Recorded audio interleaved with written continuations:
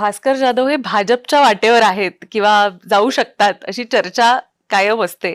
त्याचं कारण म्हणजे भाजप पण अशा माणसांना हेरतं की ज्यांच्याकडून काहीतरी किंवा ते त्या क्षेत्रातले मोठे आहेत, काय मोठ्या चेहऱ्यानंच घेतलं जातं.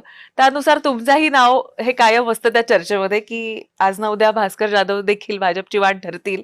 आणि असं म्हटलं जातं की भाजपवाले सुद्धा तयार होते सगळ्या गोष्टींसाठी, मात्र मंत्रीपद हे कसं आणि कुठे देणार याच्यावरून थोडंसं जरा ते राहिलं अडले अशी चर्चा आहे. या चर्चेकडे कसं पाहता? पहिली गोष्ट, तुमच्या बोलण्यातून माझ्याकडे काहीतरी कर्तृत्व आहे असं तुम्ही मला सर्टिफिकेट दिलं, त्याबद्दल धन्यवाद. पहिली गोष्ट धन्यवाद. दुसरी गोष्ट, कुठल्याही भाजपच्या माणसाबरोबर माझी कधीही कुठलीही कशाचीही चर्चा झालेली नाही. त्यामुळं मंत्रिपद कुठलं देणार, काय देणार हा विषय दूर ठेवा.